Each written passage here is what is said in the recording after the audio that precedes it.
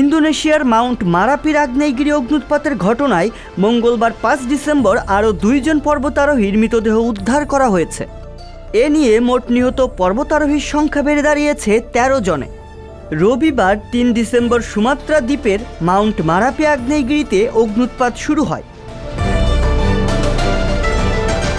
২,৮৯১ metre চূড়ায় Mount মারাপি থেকে আকাশে ছাই উদ্গীরণ শুরুর মাধ্যমে অগ্নুৎপাতের শুরু হয়। ফলে আগ্নেয়গিরিটির আশেপাশের গ্রামগুলো ছায়ে ঢেকে যায়। অগ্নুৎপাতের সময় এলাকাটি থেকে ৭৫ জন হাইকারের অধিকাংশকেই সরিয়ে নেওয়া হয়েছিল। তবে আগ্নেয়গিরির খুব কাছাকাছি থাকা পর্বতারোহীরা আটকা পড়েন। ছায়ের কারণে চারপাশ অন্ধকারে নিমজ্জিত হয়ে থাকায় উদ্ধারকারীরা পর্বতারোহীর কাছে পৌঁছাতে পারছেন না।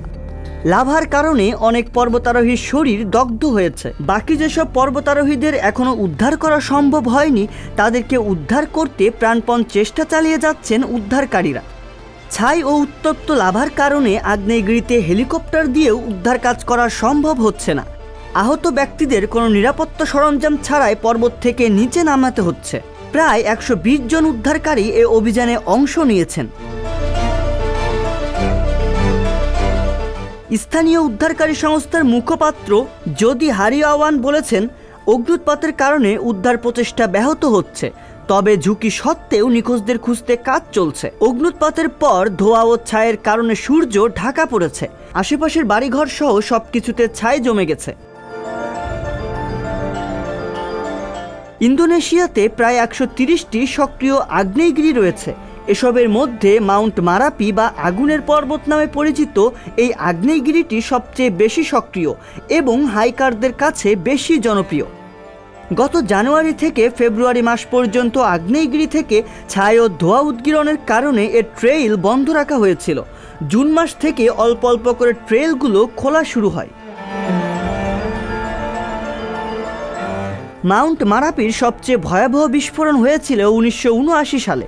সে সময় আগ্নেয়গিরির অগ্নুৎপাতের কারণে অন্তত ৬০ জন মানুষের প্রাণহানি হয়েছিল। ইন্দোনেশিয়া প্রশান্ত মহাসাগরের রিং অফ ফায়ার এলাকায় অবস্থিত হওয়ায় অগ্নুৎপাত ও ভূমিকম্প এখানে নিত্যনৈমিত্তিক ব্যাপার। রিং অফ ফায়ারকে প্যাসিফিক বেল্টও বলা হয়ে থাকে।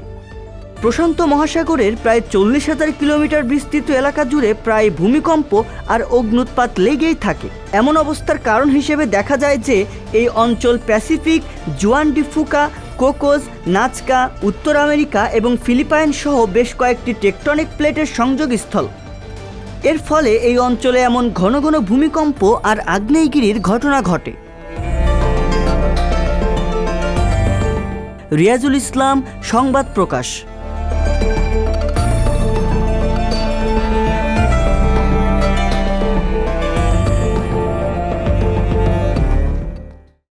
সংবাদ, ফিচার ও অনুষ্ঠানের জন্য ভিজিট করুন সংবাদ প্রকাশের ওয়েবসাইট এবং যুক্ত থাকুন ফেসবুক পেজ ও ইউটিউব চ্যানেলের সঙ্গে।